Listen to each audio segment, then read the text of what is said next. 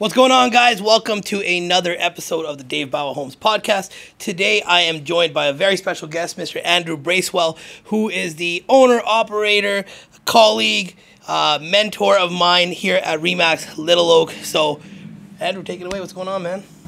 I'm just happy that we're in air conditioning right now. Yeah, the heat was on this morning. It was 26 degrees when I drove in this morning, so it's probably a little warmer outside already. But I'm excited to do this. For sure, man. Yeah. For sure. So, reason why we have you on the podcast today, a couple things, man.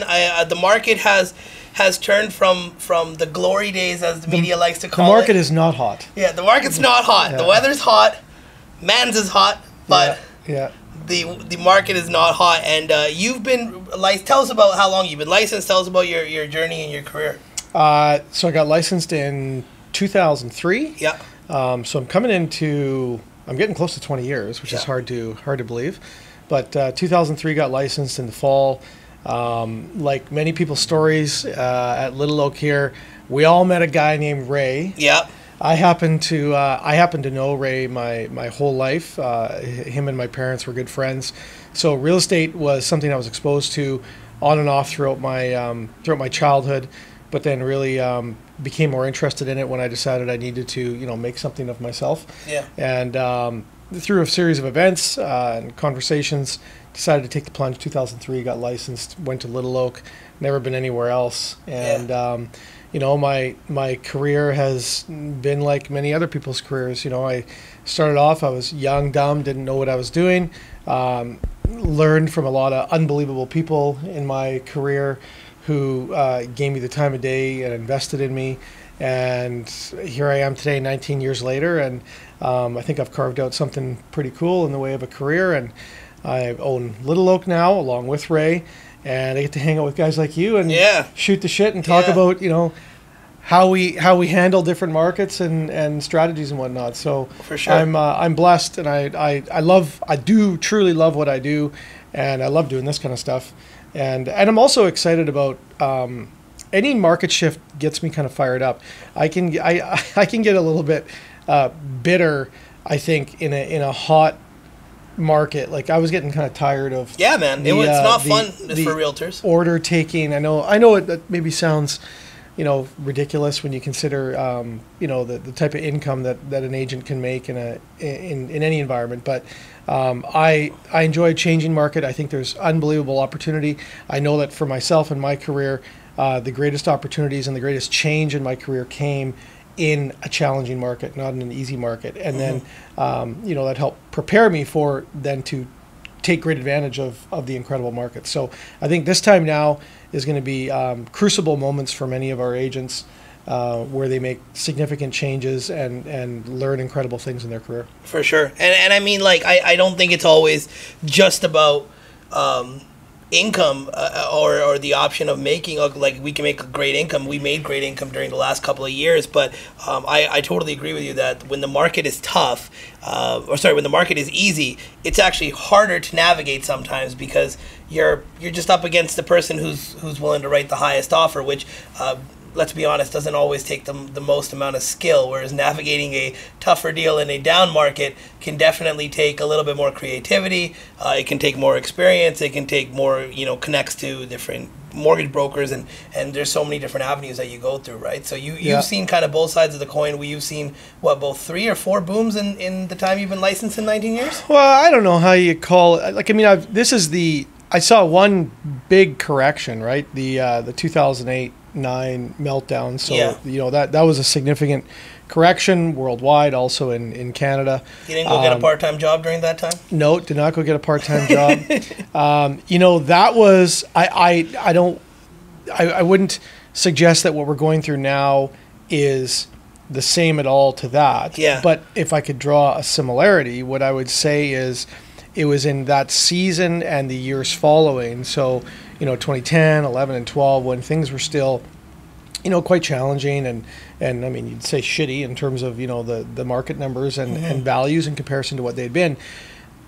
From the perspective of myself as an agent and looking at my career, those were the years that I forged very valuable relationships with my clients.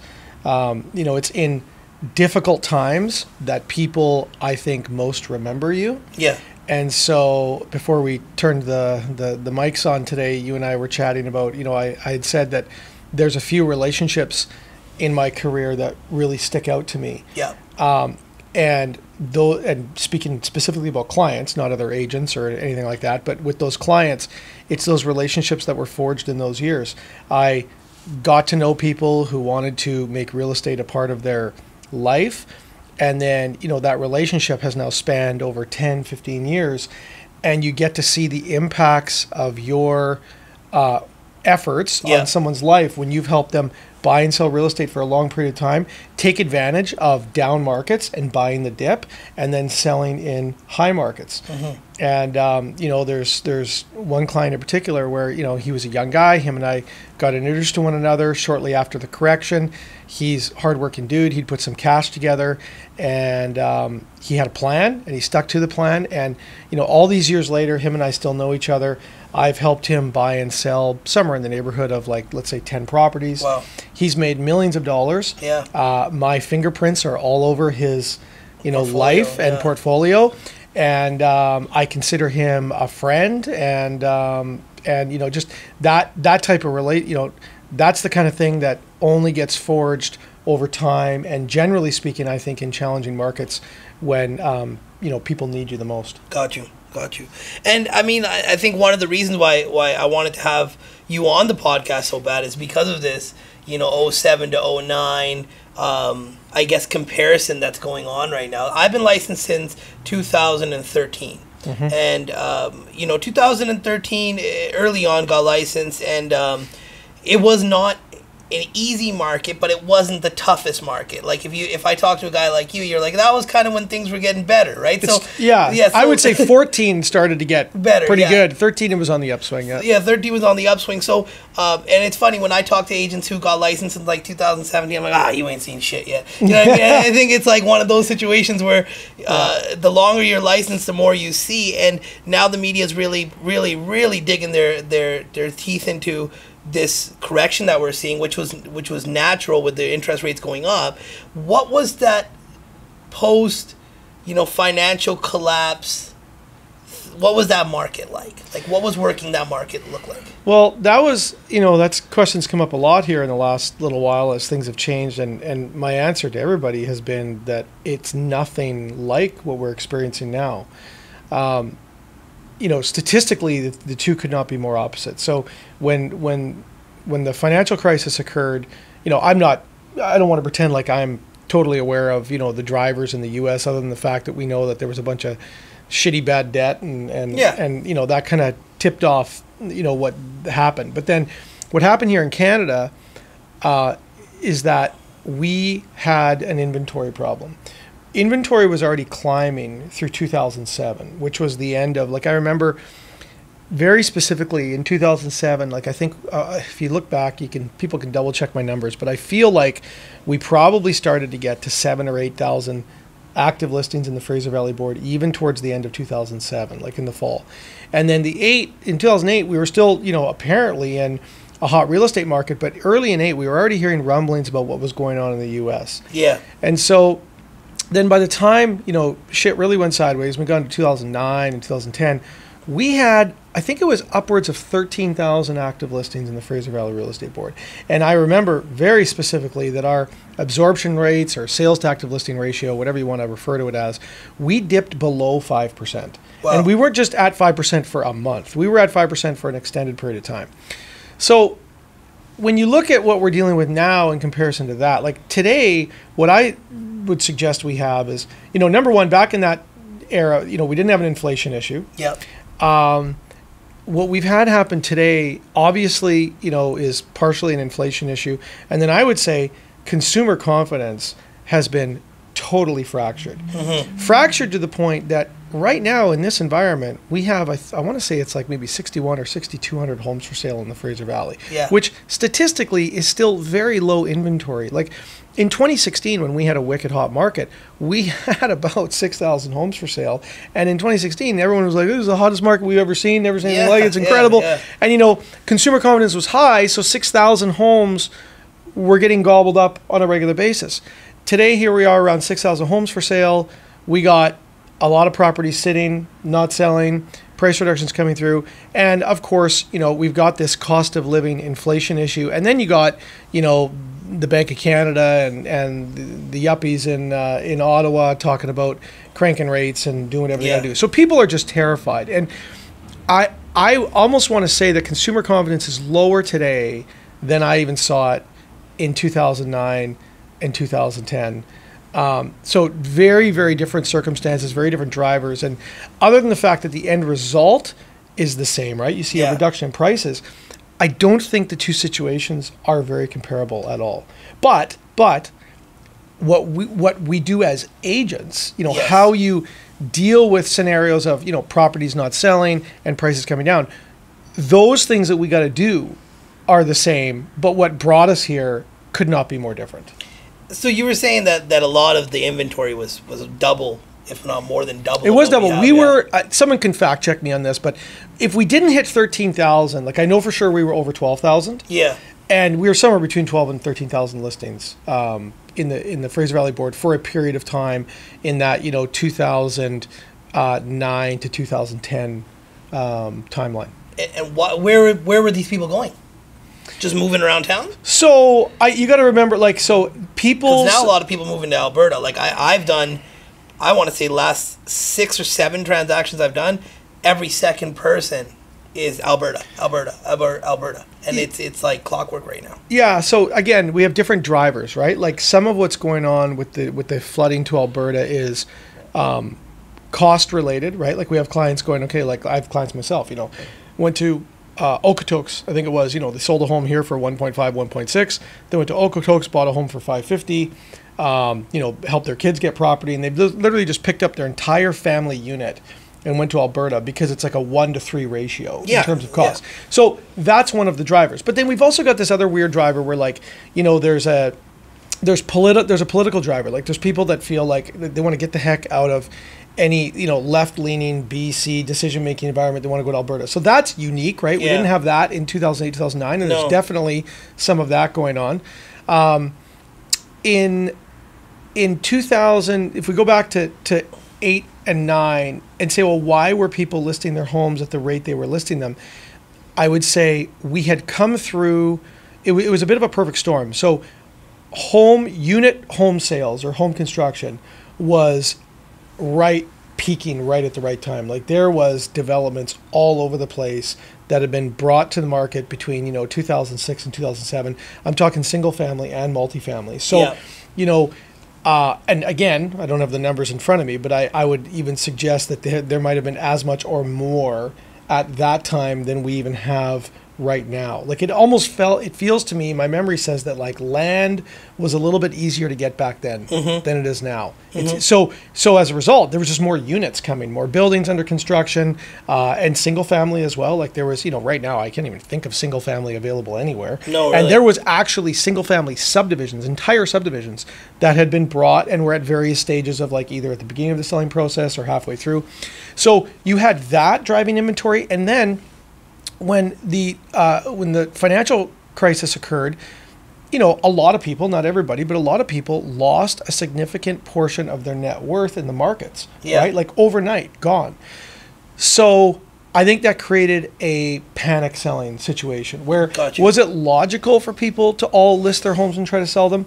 Probably not, but fear kicks in, herd mentality kicks in, and then next thing you know, you go from 7,000-8,000 properties for sale to 12,000 properties for sale overnight. Yeah. And of course, jack up the inventory, take away the buyers, and next thing you know, you got a 5, 6, 7% absorption rate, which right now, you price a home well, and you are still sold within a week or 2 weeks. Oh, right? Yeah. And in some cases, multiple offers, right? Like in 2009, I remember having homes priced where, you look in the category, okay, this particular neighborhood, legal suite, 5 beds, whatever, cheapest price, no showings, no offers. Like you could be the best price. Yeah. And you still did not get showings because there just wasn't buyers. Only 4 or 5 out of 100 homes every 30 days were selling.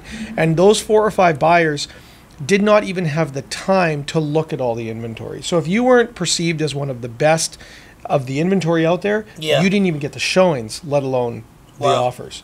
It was unbelievable. Totally different mindset. Like I remember meetings with clients, you know, in terms of expectations and what kind of like, you know, volume and interest we should have.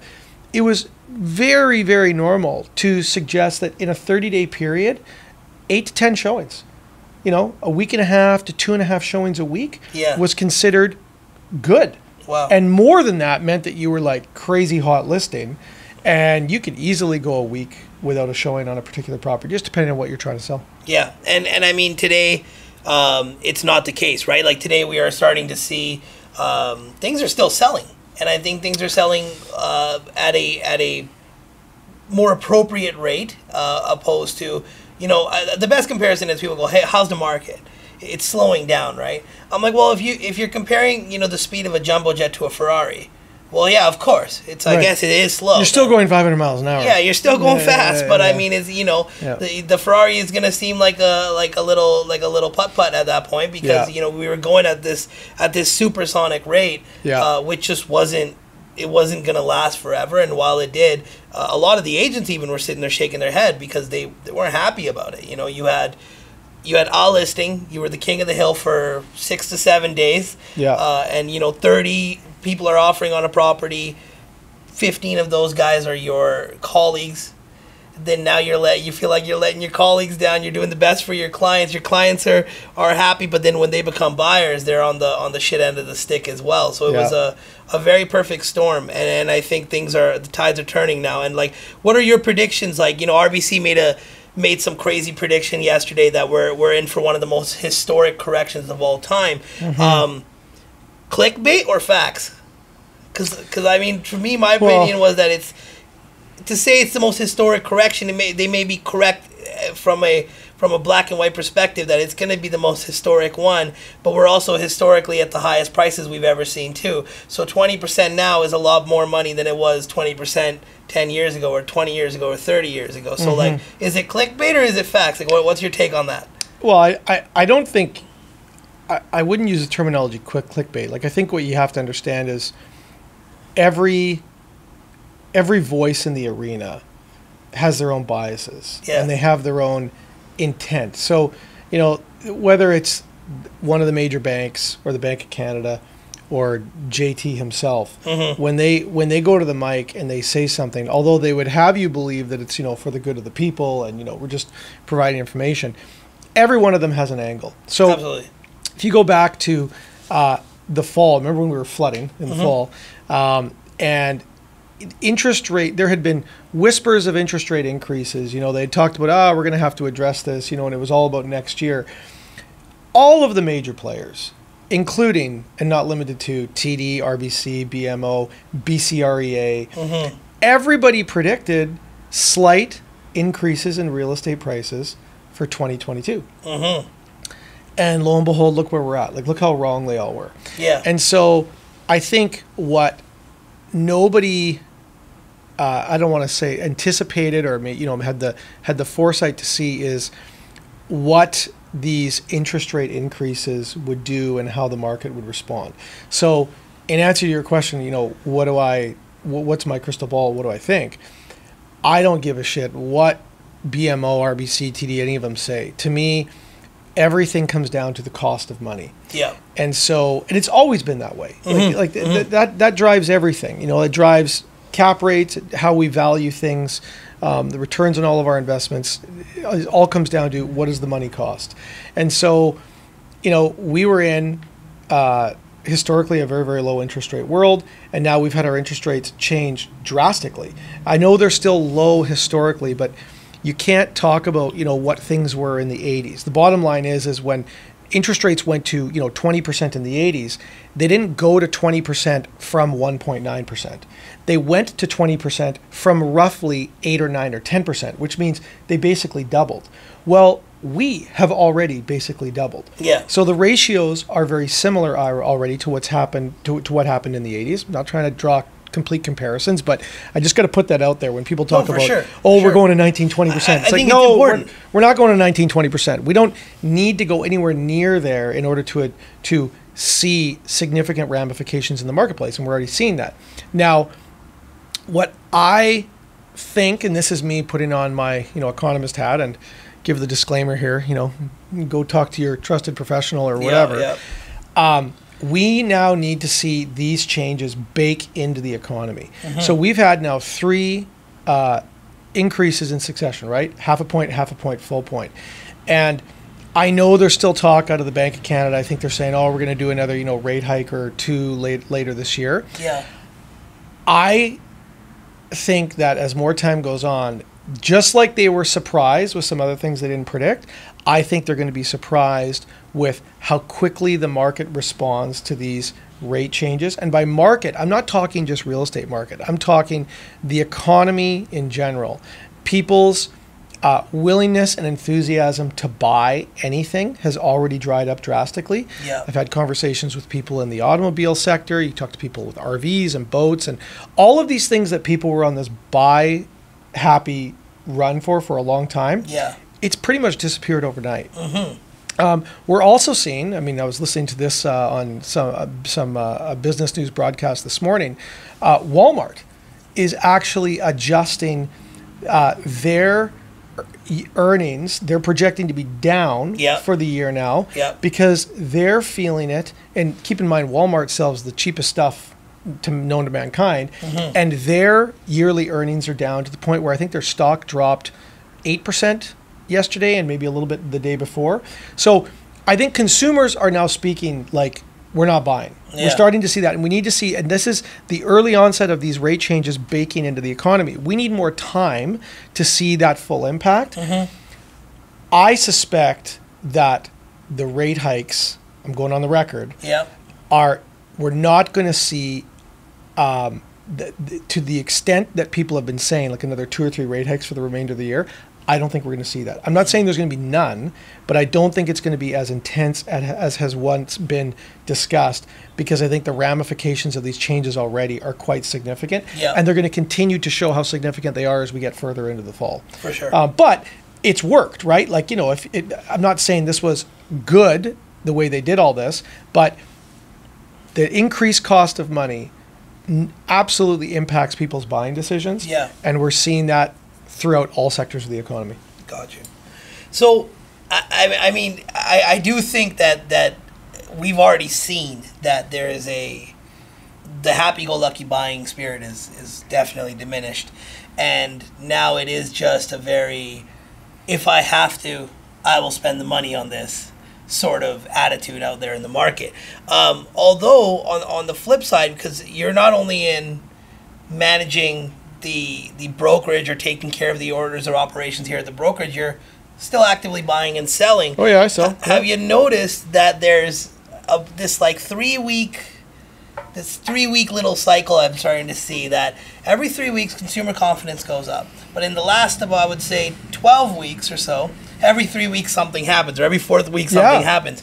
Well, that's because every 3 weeks the Bank of Canada grabs a microphone and says something stupid. Yeah, but every 3 weeks, as soon as they crank the interest rates up, you notice it's crickets the week after they've announced something. Second week, you start getting a little bit more rumblings. And third week, it's like, hey, we're back to showings, we're back to listing appointments, we're back to, getting people through homes, open houses are buzzing. 4th week rolls around, there's a new announcement, back to the same cycle, right? Yeah. And we're starting to see that. So I think, is it safe to say that you feel that maybe there's going to be this time period where once these rate hikes are done, 3 to 5 weeks after that's over and done with, that maybe we'll see a little bit more of a balance in the market, where we're seeing active, purchasing, listing, selling, things are kind of calm, but not at that crazy rate that we were seeing for the last 2 years? Well, I think consumers want predictability. Yeah. And right now, the market is, the market's unpredictable because we don't know what governments and the Bank of Canada are going to do when they wake up, on a Thursday morning or a Wednesday morning or whatever. And so that's why I think you're seeing a little bit of that cycle. They make, you'll hear talk, when you lead up to a rate change day, everyone freezes. Yeah. Then a change comes down. Crickets, like you said. Then a week or two goes by, everyone goes, okay, this is the new normal for a while now. Yeah. Then you start to see people operating. But in the past few months, you've only had about 3 or 4 weeks of that, because then you get to the next rate change, right? Exactly. Like we've got another potential rate change in September. So right now through the month of August, you potentially have got, you know, a little bit of time here where things will be a bit more settled than they were. But every time these rates go up right now, like, you know, we've now put, I would suggest that, you know, very roughly speaking, anybody who's purchased a property from summer of 21 forward is now in a place where their best case scenario, you know, they're break even and maybe they're below water in terms of their values, right? Yeah. And every time we increase the cost of money, we keep going further and further back. So that is putting more and more people potentially in a tough spot. It only matters if you have to sell. So presumably many of those people don't need to sell because they just bought. Yeah. But if they made those decisions based on a certain mortgage payment and got into a variable product, and now that variable product has changed drastically, that can create a scenario where some of those people potentially have to sell, and unfortunately they're underwater. So this is one of the reasons why I'm thinking that, you know, further rate hikes might be more than what's required to slow down the purchasing in the environment and to, you know, curb some of that inflation. Got you. Now, getting away from these interest rate hikes and all this craziness, there's always opportunity in the market. There's always an opportunity in the absolutely market. So, like, in previous markets, you were saying you had a gentleman who bought 10 properties off you. He's made over, you know, millions of dollars. Where are you seeing the opportunity today? In buying. And what kind of product would you say, or are you saying anything? Everything. Like I'll repeat a conversation I had with somebody. This is just a couple days ago. Like, you know, this gentleman calls me up, connection through somebody else, and he was considering, again, it was just fear, right? He's considering selling this fairly sizable asset. And I said, why? And he goes, well, you know, because it was worth X and now it's worth Y. And I said, well, yeah, that's all the more reason not to sell it. You know, I went through the whole thing. How long have you owned it? Blah, blah, blah. And the bottom line is it's an incredible asset, driving great revenue. It's worth a lot of money. It's 7-figure property. And my mentality is if you have the capacity, take equity out of what you have in a responsible way. I can hear the people listening to me going there, take more debt. What are you talking about? Debt is a good thing. Leverage properly, debt is a great thing. Absolutely. And so my advice to him was leverage that property that you have to the point that it makes sense and buy the dip. And right now we're in a dip, and you know, we are flat across the board. I don't think anybody would disagree with the fact that you could say we're down 20% from the peak. In some cases we're probably down 25% to different sectors, different parts of the market. And that's an unbelievable sale. In all of 2008 and 2009, when we corrected through, you know, what was the worst global economic crisis of modern civilization, the Greater Vancouver real estate market went down no more than about 15%. In that whole time. And that was in certain neighborhoods, certain sectors. It was not an across-the-board. It's like certain pockets only went down 8%. Now, you know, again, I'm not trying to compare the two scenarios, because what I would say is, you know, in the last 2 years, this dramatic increase that we experienced, I've used the word, it was unnatural. It was unnatural. There were so many unique things, right? We had this virus, stupid, you know, the pandemic thing, and then government prints money and hands out CERB, and we created this totally unnatural buying frenzy, which drove prices, in my opinion, unnaturally high. And so now I think we're also now seeing an unnatural dip. It's a more extreme dip than we've seen before. So, you know, I'm not suggesting that just because a property is 20% down, it's a great deal. I think we probably still have a little ways to go here in the correction. But big picture, real estate is on sale right now, and real estate in the Greater Vancouver market is an incredible thing to buy. And so my clients and myself, I'm bullish on it, and you look for the right opportunity and you buy the dip. And, you know, what's happened in, you know, one of the byproducts of, you know, the change is that 6 months ago, everybody could buy because money was cheap, and, you know, that's partly what drives prices up, right? When 80 or 90% of the population is talking real estate and coffee shops and everybody's an investor, you know that is the time to run from purchasing when everybody's doing that. Yeah. Because prices are doing this. But when everybody is scared shitless, which is what they are now, and maybe only 10% of the population is buying and prices are falling, look around and see who's buying in this environment. Yeah. I guarantee you there is no, non-sophisticated newbie buying right now. Right now, everybody buying has been here before. They know that this is the golden opportunity. These are the moments when you make your best purchases, and it takes courage, and it's scary, and it takes capital, and capital's harder to come by these days. But your best real estate purchases and the best things you do for your clients as agents are in these moments when they pick up property when everybody else is running away. For sure. And what do you feel about, like, there's a lot of comments about, hey, well, they're down 20%, they're going to come down another 20%. Well, there's a chance that could be true. There's also an equal chance that it may not happen. The way I look at things is that if someone was willing to pay 1.15 for something, and that same product's now selling for $1 million flat, that means one day someone will also be willing to pay 1.15 again. How far is that day? Who knows? But at the end of the day, it seems that the ceiling for that product was set at 1.15. Now, the market has corrected it back to $1 million, but eventually will go back up to that number, and if not exceed that number. And that kind of ties into our demand issue, which hasn't been solved by our supply issue. We have one very unique market where we have basement suites.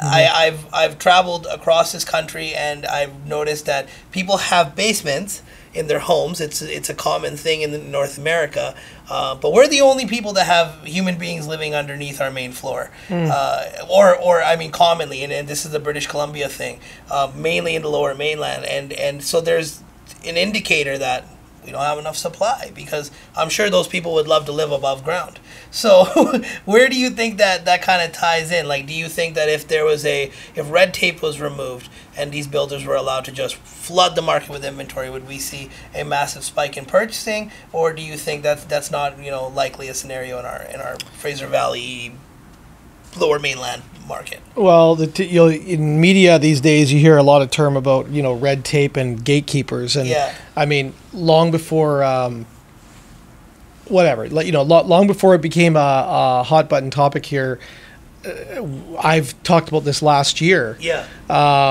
Where we have an issue of getting, I shouldn't say I'm the only one that brought this up. There's lots of people that bring this up, but I've talked about it in office here where, we have an issue of getting inventory to market. If you, right now in my hometown community, I inquired about this particular property that, I was potentially interested in knowing, the timeline for subdivision.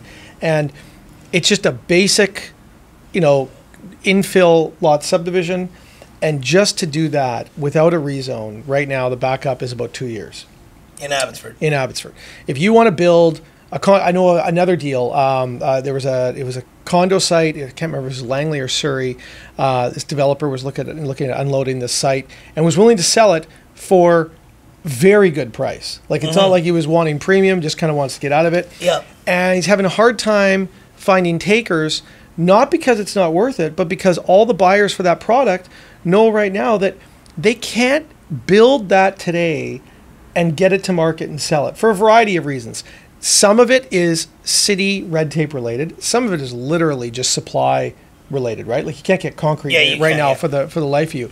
But before the supply shortage on concrete and steel and all those things, we have so much red tape at the various levels of government that is what's driving the problem with inventory. And so right now, I said earlier when we started talking that, this is unlike 2008, 2009 because we still don't have inventory. Consumer confidence has been fractured. Everyone is scared right now. But the moment a little bit of confidence comes back and there's a leveling out in the market, we are poised for prices to take off again because we're going to be right back into the same issue. We do not have inventory. Now, you brought up basement suites and, how is that related?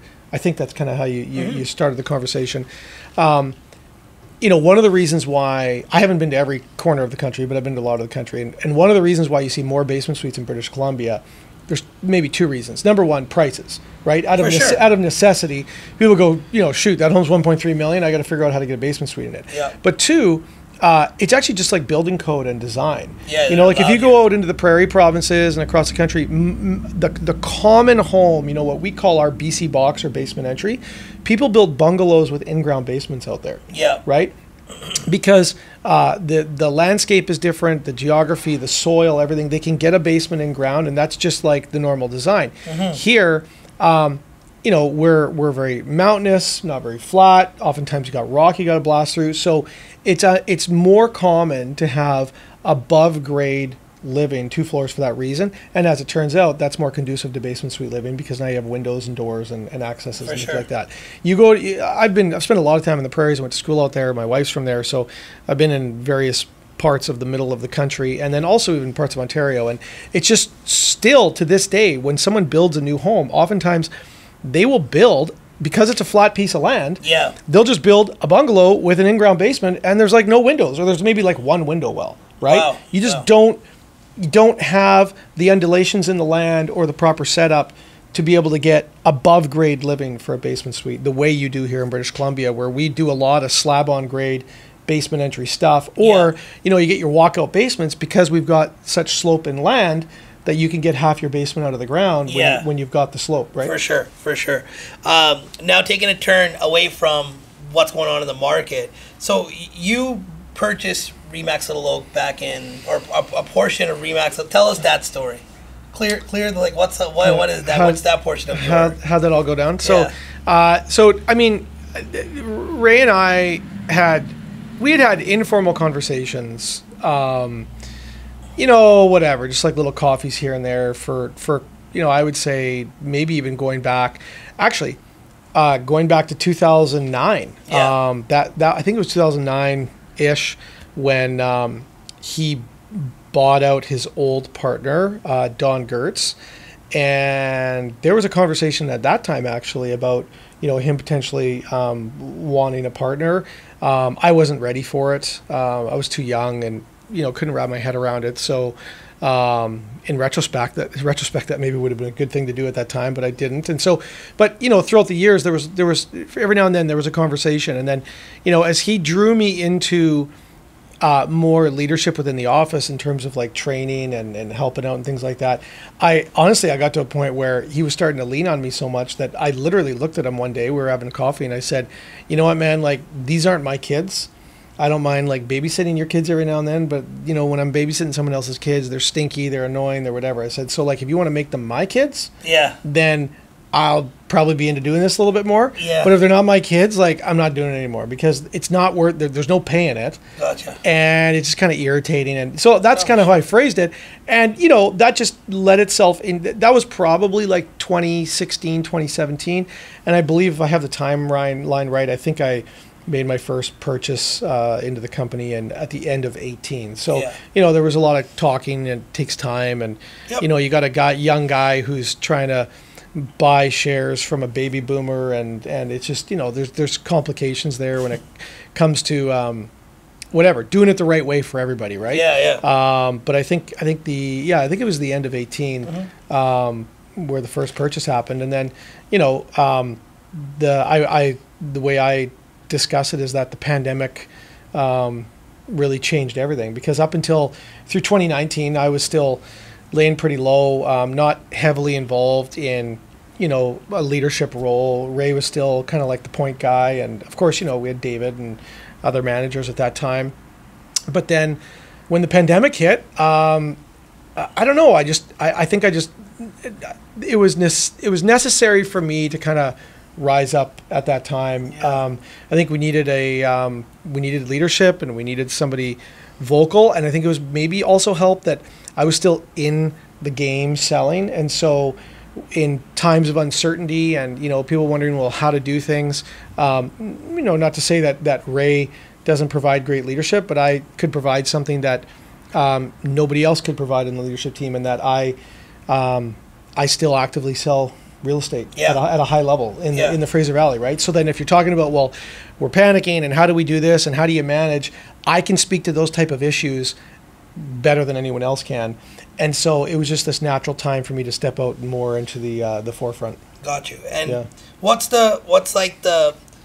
there's been a lot of change in the way realtors operate within brokerages over the years. Yeah. I think there was a time where, I was talking to somebody who's been in the industry for 35 or 40 years, and they said, well, you join a brokerage because the brokerage provided you leads, and then you Sure. do a big split, and then Yeah. eventually it became like, well, market yourself, and you bring your own people, and you're kind of self-managed, but you hang your hat somewhere. And now things have changed to like, it doesn't matter where you are, it's what your presence online, and there's a Yeah. lot of things going on. And then you have like these like Ryan Serhants in like New York being like, oh well, I'm gonna put like the realtor first, and like the brokerage is like brick and mortar is dead. Like where are you at with like your, because you're now in the driver's seat, like where are you at with how What's my real opinion? estate brokerages have changed, and where are you like kind of trying to head, if you're willing to shed light on that?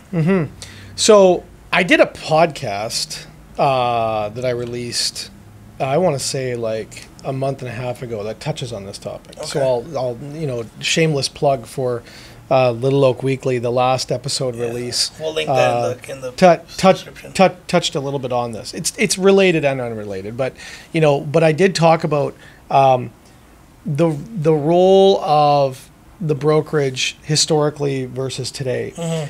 And I do think that somewhere along the way, it's hard to know exactly when, to me, it all boils down to the consumer.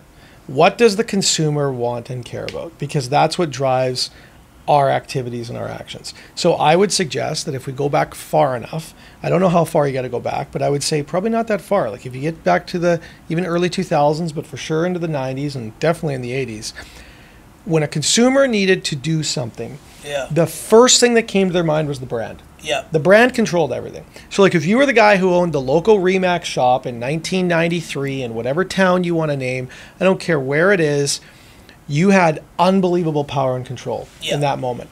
And for that, like this is, pre-digital anything, everything was controlled through the white and yellow pages and the local newspaper rag, and people had to call your office landline that was tied to your company to get a hold of your agents. Yeah. That's a shit ton of power. Yeah. Right? A lot of gates. And so for that, that is pretty obvious that in that era, if you wanted to be successful in real estate, you can end that conversation in 2 minutes. You should be licensed at the number one brand, the number one shop, for obvious reasons. Yeah.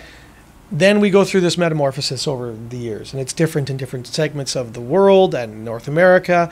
But we land at a place today where I would say, again, going back to the consumer, what does the consumer care about? I would say the consumer cares, number one, about their relationship with their agent, not with the brokerage the agent's at, but with their agent, and also to a certain degree, depending on the consumer you ask, how their home is going to be branded and represented online by that agent. Absolutely. We now have in the hands of all agents, we have the ability to do things that not that long ago only international level media companies could do. Now, I mean, look at this. We're doing a freaking podcast in your office with boom mics and, and this is neat. Like, you can do anything. Exactly, right? Yeah. So, technology is really taken. So because that's the case, so that I would suggest there's this role reversal that's happened, right? The agent and the brokerage have switched chairs. The brokerage was in seat number one. Now brokerage is in seat number two. Agent is seat number one. Because that's what the consumer dictates. So now it says, now you say, then what role does the brokerage play? Why does the brokerage matter? Why not just go to any old brokerage? Well, great question, and I think an even better answer. As we've gone through this metamorphosis, the stakes have gotten incredibly high. And by stakes, I mean the money. And as the money has gotten incredibly high, what's happened? Government regulation, right? Yeah. Everything is more important. The fines are bigger. The risk is bigger. There's all more on everybody, more on the brokerage, more on the agent, and the consumer expects more. So whereas the role of the brokerage in 1985 was to drive the consumer and literally come to you, Dave, and say, hey, Dave, here's a seller. Go sell their home. Yeah. We're going to put this little picture in the paper and wham, bam, thank you, ma'am. Now it's, Dave, you know what? You're an independent contractor. You drive your own brand. You do your own shit, everything the way you like it for your consumers, and your consumers come to you because they like you. You need to hang your hat at a shop where you know you're surrounded by the highest level of professionalism, highest level of compliance, highest level of management, highest level support, great team of people around you who are driving you to be the best. But you need to know that your shit's not going to get messed up, that your files aren't going sideways, that your manager's not a clown, that your trust accounts aren't getting screwed with. There's just there's a higher level of professionalism and precision that is required in today's environment. So a brokerage was frontline to consumer. Now agent is frontline to consumer. Brokerage is in behind agent, but the level of support and professionalism required is times 1,000 of what it was in 1994 and 1984. And so it's our job to, I think, understand the landscape and bring new opportunities or ideas or new levels of support to our agents to help them be their own brands out in the world. But that's how I see our job. We're in the background, and we do some things in the forefront. So this brings into, okay, well then talk. What's the Remax conversation? Why Remax over this? Well, Remax, has by far undisputed the #1 brand in the world. Like, just flat out, Remax is like Nike and Starbucks and whatever, right? If you say Remax in any country of the world, put a balloon up, everybody goes, I know what that is. You cannot say that about any other brand. You sure as heck can't say that about local boutique brands. I know there's some cool ones out there, but you cannot say that. And then there's some other competitors, whether the Royal LePages or the C21s of the world, who also have a level of national brand awareness. But to this point in mankind's history, Remax is far and away the #1 leader with that. And so I see great value in aligning ourselves with the Remax brand for all of the reasons that I just talked about. And I think there's some, in the shifting landscape, there's some growing pains, right? Like, Remax is still needing to adjust a number of things that, I'm not, I don't paint it all with a rosy brush. Like, there's some shit they got to fix. Like all older brands that I'm not happy with, right? As a broker owner. But still, though, when we look at our job as a brokerage for our agents and what do we got to do, that brand, the Remax brand, still makes sense for what we need to deliver to our agents. Is there a cost that comes with it? 100%. I mean, everybody knows in the whole world, you want to be aligned with Remax, more expensive brokerages, more expensive fees. Absolutely. Like, it just is what it is. But it's also, we also kind of like that. I kind of like that because for the most part, what it does is it means that we're only talking to people who take their career seriously and are not interested in having a cheap fee conversation. They're interested in having a, how can I build my brand and my career conversation and make more money and drive more sales and do more for my clientele. And those are the kind of people that we want. Yeah, for sure. Well, before we let you go, we're going to have a little fun because, I think we've talked numbers and strategies and stuff to death. So you're working primarily in Abbotsford, or you're all over the place? No, I mean, 99% of what I do in terms of my sales business is in Abbotsford. I mean, I do the odd Chilliwack, the odd Mission, the odd Langley. I mean, last time I had something in Langley, I actually. Oh, that's my phone ringing. That's amazing. Let me turn that off. It's a common thing in today's world. It's because we're getting into the mid mornings. People are starting to call. We'll be quick. No. Ignore it. It's all good. So mostly in Abbotsford. I was just going to say the last time I had, I've had some clients for Surrey and Langley, and in both cases, I had Joe Pratap actually deal with a Langley purchaser, and then I had Sean Webster help me with something in Surrey in the last year. So I don't really do anything outside of Abbotsford. Fair enough. So here's the fun part. If you live in Abbotsford, you work in Abbotsford. If there was one place you could live other than Abbotsford and in the Lower Mainland, where would you live? Holy. Don't just hit me with the West Van thing. There's a big case. There's one Everybody big wants to live thing. in West Van. Am I doing this like with My kids, or without like at what age am I right now? Hey, they're your kids, buddy. No. You're taking them with you. But like, okay, so I'd give you two different answers. So like right now, if I had to pick up and like my kids are at the age they're at, and You have 3 kids? 3 kids. 3 kids and a wife? So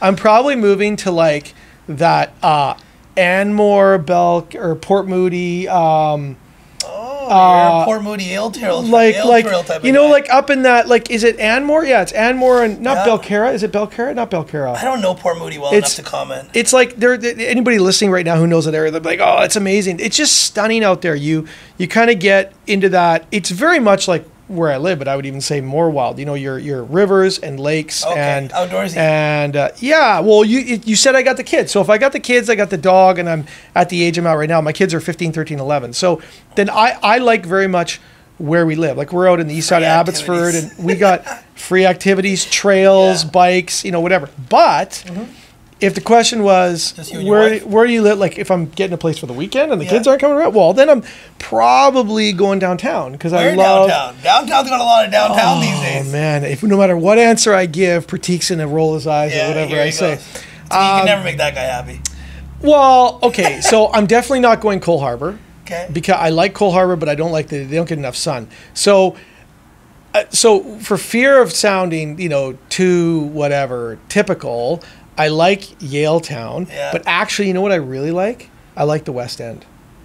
West End's sick. I love the West End. Like the older buildings, the older neighborhoods of the West End, they get a ton of sun. It's a little bit out of the busyness of like, you know, all the new restaurants and stuff like that. Yeah. So we were I was there like, I don't know, a couple months ago we were walking, we did a lot of walking a couple months ago downtown, and we walked a lot of the West End streets. I hadn't been in a lot of them, but like they got some great little community parks down there. There's some schools. It's clean, man. So I would probably be inclined to live in one of those like walk-up townhomes or something like that or whatever. I mean, maybe a building, like a high-rise, but I really like the West End. And then I also love White Rock into what's out on the point there. Totally drawing a blank. South Surrey, Crescent Beach. Crescent Beach. Beach. Okay. I like Crescent Beach. Yeah. Favorite place to eat in Abbotsford? R62. Okay, and favorite coffee shop in Abbotsford? Good Kid Coffee. Oh, now the owners of R62 are going to be mad at you. Why? What's your favorite? Why? What's Good, your favorite restaurant in the Lower Mainland? Oh, in the Lower Mainland. Oh, like the whole, like all of the whole thing. Like if Andrew's been a good boy at home, and your wife says, "Listen, I got the kids figured out. Me and you're going on a date now. We can go any place." Okay, so it's either I can't. It's like every other question. I can't give one answer. So, Top 3. So, Blue Water Cafe is I love the vibe at Blue Water. They got great sushi. They got some good cocktails, and so Blue Water's great. There's what's the restaurant that is? It's right by the Pack Rim, right in behind the Pack Rim. It's Arc? No, is it Nightingale? Nightingale's amazing. Nightingale. It's Nightingale. One of the best restaurants in town. Nightingale. So I love Nightingale. Yep. I love Pack Rim. And then there's a French restaurant that I really like as well. Like Crocodile. No. It's man. I'm gonna draw a blank right now. The French one. Yeah, French one. The French one in Vancouver, I like so many. I like going to Coast. I like Black and Blue. Annalina's good. There's you know what I haven't been to? I haven't been to Balbay. Haven't even Balbay. It's a high-end Chinese. I think it's in Chinatown. Oh, there's a Michelin star Chinese restaurant opened up. That might be might be. Oh no. Sorry, Balbay is. Sorry, I'm confusing. Balbay is not the one I'm talking about in Chinatown, but Balbay is very good. If you haven't been to Balbay, that's kind of fun. My wife and I had a great. I mean, we had a really drunken, fun experience there. Nice. With a great dinner, probably last year. So, but yeah, I love dining. I love talking food, and but back to your original question, there's best place to dine in the Eastern Fraser Valley is R62. That's the place me and you went to, right? I took you there, yeah. Okay. And I like that place. They're great. You're the awesome. only guy I know that had a gnocchi for lunch. and still managed to work the rest of the day. Did I have a gnocchi that day? Yeah, gnocchi and that cocktail that you introduced me to that was like a spin on the Negroni. Oh, it's Boulevardier. Boulevardier. Yeah, that's the one. Boulevardier. They do a good Boulevardier there. Yeah. All right, so 2 years sitting at home. We watched some great documentaries. We watched Michael Jordan and Scottie Pippen, the Bulls documentary. That was a good one. But I'm wearing got my J's on my feet. Your favorite movie in the last couple of years, or hell, you know what? Favorite movie of all time. Favorite movie all time? All time. Oh, no hesitation. Top Gun. No. Okay. No, not Top Gun. I thought you were gonna say some Top Gun. Come on, I've got some class. Everyone's about Top Gun. I'm a sophisticated dude. Come on. Tell me. Top Gun's a classic, like no brainer. No, Haven't seen it. Every time someone asks me this, so the first thing that always pops in my head, Shawshank Redemption. Okay. Shawshank Redemption. High on the IMDb list. High on the IMDb. Mine's Goodfellas. That's a good movie too. Shawshank's my number one, but like I will say, so that's like the one-off, whatever. Yeah. But still, near and dear to my heart is the whole Lord of the Rings trilogy. Right. And I was a diehard Lord of the Rings. Read the books as a kid. So then when the movies came out, you were ready. Oh, dude, with a cape I loved it. I was disappointed by the Hobbit series. I felt like they kind of screwed that up a little bit. Yeah. And now they've got this new. They got this another spin-off or prequel coming out, which I'm a little bit. I don't know how to feel about it. So now the realtors and your clients know that you're a Lord of the Rings fan, nerd kid who did a little bit of choir that likes to drink at expensive Chinese restaurants downtown that wants to live in Point Grey. Not Point Grey, Port Moody. And who lives by the motto, either get busy living or get busy dying. All right. Okay, man. Well, thank you for being on our show. Andrew, thanks, always a pleasure, bro. We'll smile for the camera so we have a little screenshot. Cool, man. Thank you very much. See you, dude. Cool. Bye.